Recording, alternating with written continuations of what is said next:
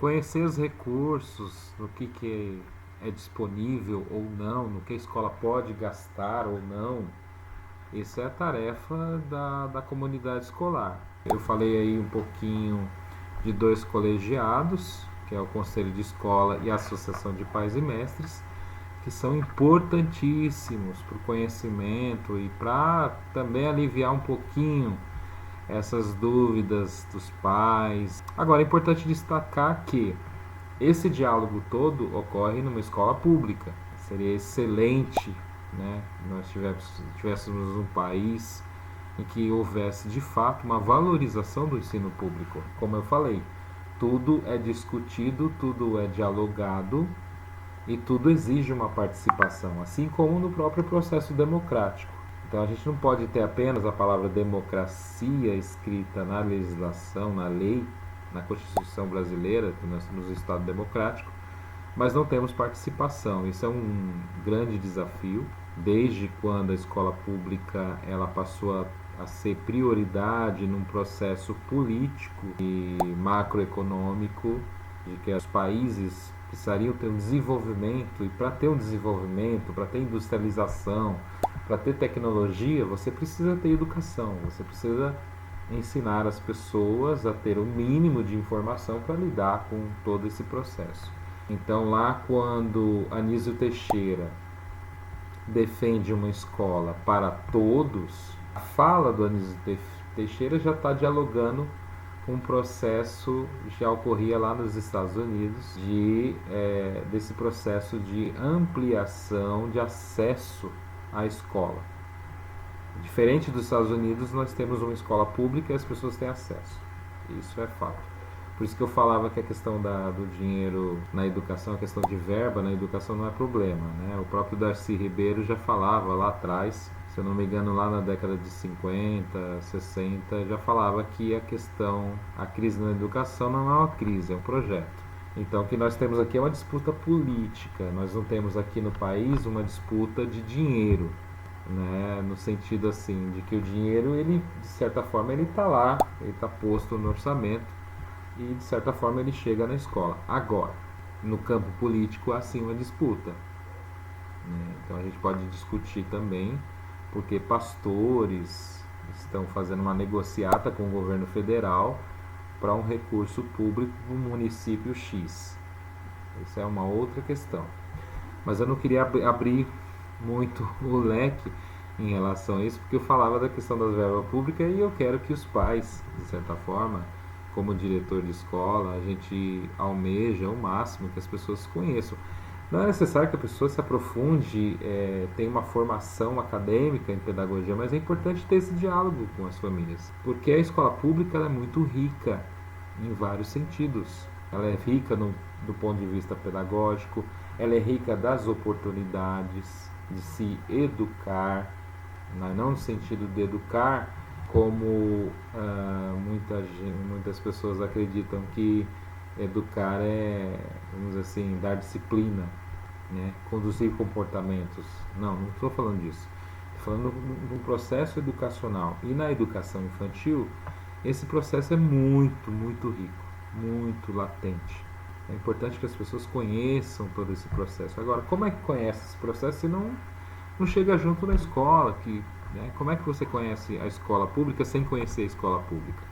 Então as pessoas têm a referência da escola que eu estudei, na época que eu estudei. Então muitas vezes os pais, né, têm essa memória.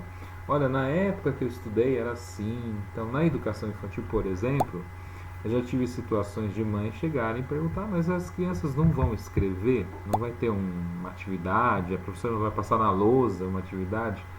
Infelizmente, e isso é também um aspecto que nós, enquanto profissionais da educação, precisamos dialogar com a comunidade, é de como a escola trabalha. Eu falava lá no início do programa, desse vídeo, a respeito disso, da importância que é esse diálogo com as famílias no processo da família entender como a escola trabalha. Como é que é o trabalho pedagógico? Que trabalho pedagógico é esse? Que trabalho que está na dimensão do tempo e do espaço? Porque não dá para analisar o mesmo desenvolvimento de uma criança de 7 anos com uma criança de 4 anos. Então a gente tem que considerar as faixas etárias, considerar as culturas, os direitos que estão aí sendo, de certa forma, aí, exigidos. E cada criança tem a sua cultura, tem seu contexto familiar, tem a sua condição socioeconômica, enfim. Mas no geral na escola pública nós temos aí um desenvolvimento muito gigante, um aprofundamento, né, de estudos, um aprofundamento de teorias e práticas, como se dá o processo educacional. Na educação infantil, por exemplo, a questão do tempo e espaço é primordial. Então, quando a professora pensa um projeto a partir da fala de uma criança, eu vou dar um exemplo para vocês. Aqui no pátio da escola, as crianças viram uma teia de aranha e ali ficaram maravilhadas com aquilo. E a partir dali, a professora, dentro do seu processo de observação, de escuta com essas crianças, isso é educação infantil. Nesse processo de escuta, fui discutir com elas, foi conversar, fizeram uma roda de conversa. E aí, a aranha? De onde surgiu essa aranha? Como é que ela chegou aí? Né? E as crianças perguntando, nossa, aranha, aí tem um Homem-Aranha, enfim, tem todas as referências culturais, midiáticas aparecem nessa conversa. E é muito interessante, porque a gente vê uma sociedade adulta que não conhece a infância, que não privilegia a infância. Isso é caótico. A infância, as crianças, elas têm um olhar para o mundo, um olhar crítico, um olhar sagaz, um olhar de percepção da realidade que muitos adultos passam desapercebidos. Talvez o consumo pela rotina, né, do trabalho, esse sistema capitalista em que o tempo ele é consumido com o consumo até da própria vida, não permite com que as pessoas entendam que aquela criança ela está, de certa forma, fazendo uma leitura de todo esse contexto. Por isso que é importante esse diálogo que nós estamos tendo aqui agora. Então é importante, eu estou pincelando, estou falando de forma um pouco mais abrangente, mas eu poderia dar vários exemplos, né, de crianças que chegam aqui na sala da direção ou chegam para os professores, falar, professora, mas e essa situação aqui? Como é que a gente resolve? Crianças de 4 anos de idade, crianças de 5 anos de idade, 6 anos de idade, já preocupada com questões do mundo. Professor, e a guerra? Professora, meu pai está desempregado, meu pai não tem o dinheiro. Então, professora, eu moro na minha casa, tem eu, minha mãe, meu pai, mas meu pai foi embora, minha mãe chora. Enfim, são várias questões que aparecem aqui na Escola Municipal de Educação Infantil e que a gente transforma isso, de certa forma, em um trabalho, num projeto ou numa ação pedagógica que vai produzir conhecimento. Esse contexto de realidade, muitas vezes da criança, que é uma realidade dura, de certa forma, mas também tem a realidade do sonho, do olhar. Quando a criança vê a aranha no pátio da escola, ela vai se questionar, falar, então, mas... E aí a professora traz isso também para o contexto de sala de aula e dali surge um projeto, dali surge esculturas da aranha, dali surge uma série de outras coisas que são importantes que todos conheçam. Talvez essa parte, eu acho que é uma grande falha na educação pública de não dar visibilidade a esses projetos. Também não tem tempo, né? O professor está conduzindo uma turma, como é que ele faz o registro disso?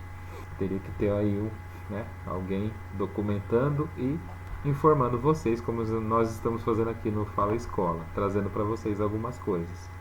Então é importante que cada vez mais a sociedade, no seu processo de desenvolvimento, conheça o trabalho.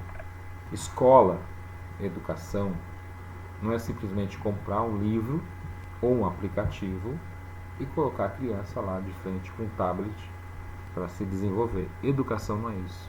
E isso foi provado.